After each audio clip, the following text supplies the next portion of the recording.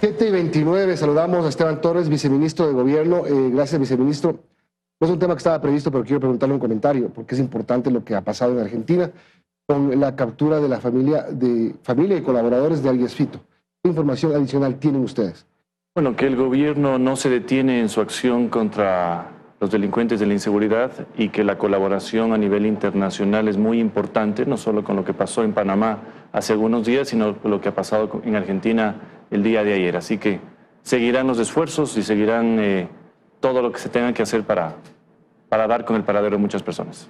Bueno, hablemos del tema seguridad. Plan Fénix, 23.600 operativos, 2.174 detenidos en 158 por terrorismo. Son más o menos los últimos resultados de esta mega operación que está sintiendo el país. Así es, y yo creo que los ecuatorianos ya sienten que en 40 días un presidente joven, un gobierno decidido, limpio, ha hecho ya todo lo contrario a lo que hicieron dos gobiernos anteriores, y eso es lo que se espera. Sin embargo, es un proceso que no es inmediato, que tomará más tiempo y que continuará hasta devolverle la paz a los ecuatorianos, y ojalá una paz que se sostenga, una paz que dure, no algo maquillado que a los 2 meses vuelva a suceder. Aquí hay un tema bien importante, viceministro. 158 detenidos por terrorismo hasta el momento.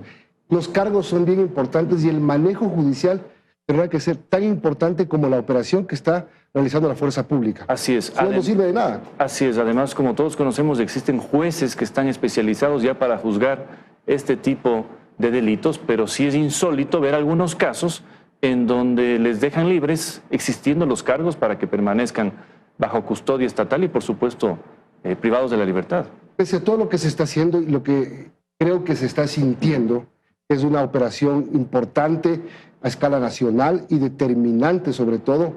Parecería que a veces avanzamos un paso y retrocedemos dos. Lo que pasó en Guayaquil con la muerte, el asesinato terrible de este fiscal, nos pone a pensar a veces también qué es lo que pasa y lo que sigue pasando. No es una batalla sencilla, no es una batalla fácil. Existirán días nublados, días complicados, pero lo más importante es que existe ya la voluntad de un presidente joven, como le digo, de un gobierno decidido, de cambiar las cosas de una vez por todas.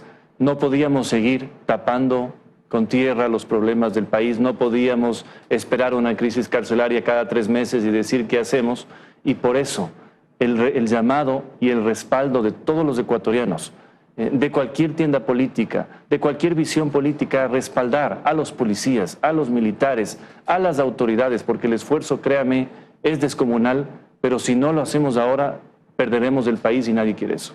Ahora, esta decisión y esta voluntad y esta acción tiene que ser financiada. Se necesita mucho dinero para esto. Está el proyecto, el tercero, vamos por ahí, el que pide elevar el IVA al 15%. No tiene todo el apoyo en la Asamblea Nacional y ahí sí hay que hacer un trabajo de coordinación política. Este es un momento de patriotas, este es un llamado a todos los sectores políticos, con muchísimo respeto, a entender la situación del país. ¿Cuál es la situación? Hay casi $8.000 de hueco este año, 8.000 millones de hueco este año, y eso es terrible para la cadena de pagos, para el pago de pensiones. Es algo lamentable. Por eso la propuesta del gobierno, que está en discusión, no estamos cerrados nosotros a imponer la visión del gobierno. Han habido buenas propuestas también desde el legislativo, pero hay que entender algo. ¿Por qué el IVA? Primero, porque tiene una tasa mucho más baja que la regional, que está en el 15.7. Segundo, porque para los hogares pobres la afectación de subir 3 puntos le significa subir $3 al mes, el costo de una Coca-Cola de 3 litros. Esa es sin duda la afectación para, por ejemplo, un hogar que gana $500, y si eso multiplicamos por 2 personas que ganan, ojalá, ese salario, la afectación es mínima. Y lo otro, este hueco que por supuesto ha complicado ya el plan de pagos para los municipios, para todas las obligaciones que tiene el Estado, permitiría también acceder a capital fresco internacional, que lo necesitamos, al menos de 3.000 o 4.000 millones, para, en lo posible, cubrir ese déficit terrible. Hay algunas opciones que plantean sectores políticos de la Asamblea. Por ejemplo, la temporalidad.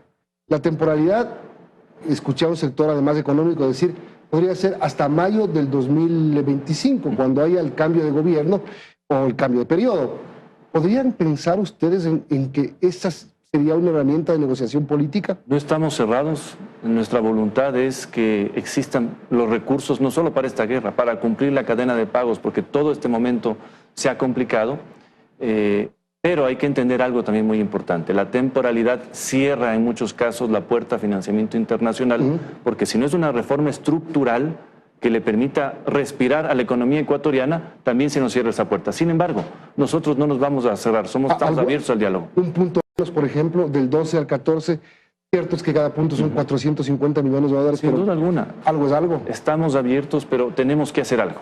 No podemos pensar que la economía va a sobrevivir sin hacer cambios y sin hacer esfuerzos. Y por eso es ese llamado, el llamado patriótico y valiente de que es un momento que no hemos vivido antes, porque la última guerra de la que tenemos data es la del 95, que era una guerra formal, si se puede decir, contra un Estado en un territorio. La que vivimos ahora es completamente distinta. Es una guerra de guerrillas mucho más complicada, mucho más sangrienta y mucho más dura. Viceministro, usted es la conexión entre el Ejecutivo y el Legislativo, por lo menos así nos dijo la ministra Mónica Palencia en la última entrevista. ¿Cómo convencer a dos sectores que tienen marcadas sus posiciones? El correísmo, que no se entiende mucho si en el 2016 ellos pidieron la elevación del IVA al 14% por el tema del terremoto, y el Partido Social Cristiano estuvo ahí y sabe que ellos tienen hasta notarizado el tema de que no incrementar impuestos nunca lo aprobarán. Bueno, con el diálogo, sentándonos todos en las mesas, como se ha hecho, por supuesto. Todos estos días han sido de diálogo, no solo con el Partido Social Cristiano, no solo con la bancada de la Revolución Ciudadana, hemos abierto diálogos también con Construye, con gente buena, con los independientes, con todos. La voluntad, como les digo, es salir de este hueco y salir con el énfasis que hemos dado en seguridad, porque lo importante es eso. El presidente no le ha declarado la guerra a nadie, ha reconocido lo que vive el Estado y ha decidido proteger a los ecuatorianos. Y por eso usted habrá visto que en el Parque de la Carolina este domingo la gente salió hasta con sus bebés a caminar. Eso es lo que queremos volver a vivir como país. Eso es lo que queremos volver, y eso, por supuesto, hace un llamado a los sectores políticos a ver en este momento tan difícil soluciones por el país, no por el gobierno, por el país. ¿Cree que hay los votos para incrementar el IVA? Me gustaría pensar que sí, pero los diálogos no se han cerrado y eso vamos a hacer nosotros. ¿Cuántos votos hay seguros ahorita? Le diría que en este momento no hay ningún voto seguro. Hay muchos votos posibles. Hay muchas propuestas también que se pueden aceptar. Diálogos, se habla hoy ya de una contribución patriótica, quizás estamos hablando de eso, pero fundamentalmente hay que entender algo. Seguimos con un hueco de 8.000 millones de dólares y esa es también la solución, no solo para tener seguridad, para pagar a las clínicas de diálisis que no han sido pagadas desde hace 2 años, que también tienen que tener sus obligaciones al día. Primera prueba de fuego del Ejecutivo y del Legislativo, el IVA. Segunda, proyecto de ley orgánica de urgencia económica para la recuperación de activos ilícitos y transparencia en la contratación pública. ¿Por qué segunda prueba de fuego? Porque parece que no quieren calificarla. Parece que quieren devolver el proyecto, porque el correísmo y Construye, si no me equivoco, dicen que no es ni urgente ni es económica. Hemos escuchado esos llamados desde la Asamblea, estamos procesando eso a nivel legislativo, pero no podemos dejar de lado tampoco la lucha contra la corrupción, contra los bienes mal habidos, y por eso no solo hemos incluido en este proyecto, en la consulta popular hay 2 preguntas fundamentales: ley de extinción del dominio y extradición. Así que la voluntad del gobierno es, como le digo, ir con todos los esfuerzos que se puedan hacer, ir corrigiendo errores si existen, que sin duda los habrá, y avanzar. A ver, la Unidad Técnica Legislativa está recomendando que no se califique. Esto ya dependerá del CAL, más de una decisión política. No se sabe qué va a pasar. Ayer se suspendió la sesión para ahora en la noche. Hoy sabríamos si es que se califica o no el proyecto. ¿Qué pasa si no lo califican? ¿Qué haría el gobierno? Tenemos muchas opciones legislativas. La primera, si se quiere salvar el proyecto, por ejemplo, es incluso retirarlo y corregir los errores y presentarlo nuevamente. O la otra es, como les digo, someterlo también a la votación del CAL y que sean las bancadas que no respalden este proyecto las que justifiquen su decisión. Como le digo, ¿corregirían y volverían a enviar? Si hace falta, lo haríamos, pero lo importante es el fondo, que no podemos dejar tampoco la lucha financiera, el tema de los activos de lado, porque una cosa es entrar con las armas a las casas de los delincuentes, pero lo más importante quizás es también desarmar el financiamiento de esos delincuentes, que son lo que le permite vivir en el tiempo. Están en esta guerra contra el terrorismo todavía con la falta de algunos marcos legales. Para eso también la consulta. ¿No se contraponen algunos temas de la consulta con las del proyecto urgente el número 4? No se contraponen, yo diría Extinción que... de dominio, el tema de las armas, por ejemplo, para que sean inmediatamente entregadas a la fuerza pública. Nosotros creemos que más bien se complementan. Todo se complementa. Sí, sin embargo, por supuesto, estamos pendientes del dictamen de la Corte Constitucional, que entiendo que en los próximos días emitirá ya un dictamen respecto del primer bloque de preguntas de reforma legal y del segundo bloque de reformas ya constitucionales. Ojalá tengamos un paquete importante que, llevado a las urnas, porque además hay que entender una cosa, estamos todos obligados a ir a las urnas por la reforma que aprobó la Asamblea, que nos obliga a decidir eso en 45 días, pero ojalá sea un momento político y electoral que sirva a esta lucha. Este es un tema de carrera contra el tiempo también. Sí. La consulta popular, ¿ustedes siguen aspirando que sea a finales de marzo?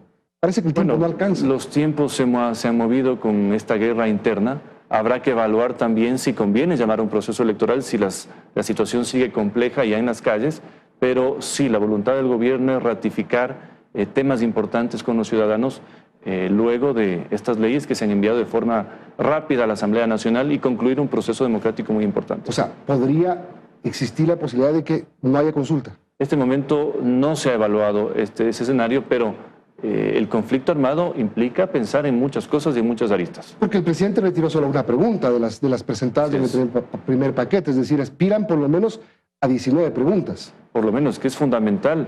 Extinción del dominio, extradición bien planteada, tribunales especializados para policías y militares, justicia constitucional distinta a la ordinaria, porque lo que está pasando en justicia es que usted ve cómo los delincuentes tienen puertas giratorias con acciones constitucionales mal usadas. Son reformas estructurales muy importantes que sin duda nos ayudan a los ecuatorianos a esta lucha. Son 3 jueces constitucionales los que están analizando las 19 preguntas, o los que van a analizar. Una ya está encaminada, que es la doctora Teresa Núquez, pero 3 jueces para 19 preguntas, el tiempo está complicado. ¿No importa si es en abril la consulta? No importa si es en abril, los tiempos que dé según el calendario electoral y la Corte Constitucional. Lo importante es no patear esto más allá de esos meses, porque la contundencia de que se vive este momento no se puede perder. Es el timing perfecto también, no solo para consolidar a nivel popular una respuesta al crimen organizado, sino para definitivamente controlar las cárceles, que han sido el gran problema de este país, porque los últimos 2 gobiernos no han controlado las cárceles ecuatorianas, eso hay que decirlo, y para darle a los ecuatorianos, ojalá, una seguridad no maquillada, permanente. Ayer en la Asamblea Nacional, al enterarse muchos sectores políticos de que el presidente solo retiró una pregunta, le dijeron: ¿por qué no retira toda la consulta? Estamos en guerra, hay problemas, no hay dinero y se puede ir directo.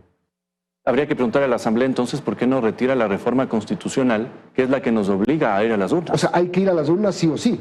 Así es, por mandato constitucional. ¿Por una pregunta o por 19? Así es. Lo importante sería juntar ese mismo momento político y electoral y hacerlo más útil de lo que ya puede ser con la reforma de la Asamblea. Pero hay que entender una cosa, la consulta no es un capricho del gobierno, más allá de que haya sido una propuesta de campaña. Es un momento al que estamos llamados ahora en virtud de lo que aprobó la Asamblea y que el gobierno tiene la voluntad de hacerla más útil con preguntas que sean de cambio estructural. ¿La Asamblea puede retirar la reforma Tampoco parcial? lo puede hacer, porque la Constitución está muy clara en los tiempos. De hecho, con la sola aprobación ya en el Pleno, se abrió el periodo, dicen muchos, de 45 días para el llamado a las urnas. Entonces, todo puede pasar en un periodo extraordinario como el que vivimos hoy, pero según mandato constitucional no se puede. O sea, en este momento o vamos a las urnas por $50 millones más o menos por una pregunta o por 19. Por 19 o por menos. Yo no soy amigo de consultas de muchas preguntas, sino de preguntas útiles que cambien realmente el rumbo de las cosas. A ver, ¿cuántas preguntas cree usted que la Corte le va a aprobar al gobierno de las 19? Porque no sabemos. Sí, el secretario de Comunicación también aceptó que no necesariamente van a ser las 19. ¿Cuál es el proceso? Uno envía varias preguntas a la Corte. Ajá. La Corte decide cuáles pueden ir a consulta popular, otras son distintas, dicen va por reforma, digamos, de la Asamblea, y hay un momento político en el que el gobierno escoge de las preguntas aprobadas cuántas van ya a la papeleta, para que el proceso no sea de 16 de 15, sino de 8 o de 10. Yo soy amigo, como le digo en lo personal, de un proceso menos extenso, pero claro para los ecuatorianos para entenderlo. Y en otro tema, y finalmente, usted es la persona, me confirma, porque eso le había dicho yo antes, ¿es el nexo entre el Ejecutivo y el Legislativo? Sí, y con otras instituciones también del Estado. La gestión política es... La gestión política, la más dura, sin duda, está en la Asamblea Nacional. ¿Cómo le va con quienes viabilizaron la conformación de la Asamblea? Con la Revolución Ciudadana y con el Partido Social Cristiano.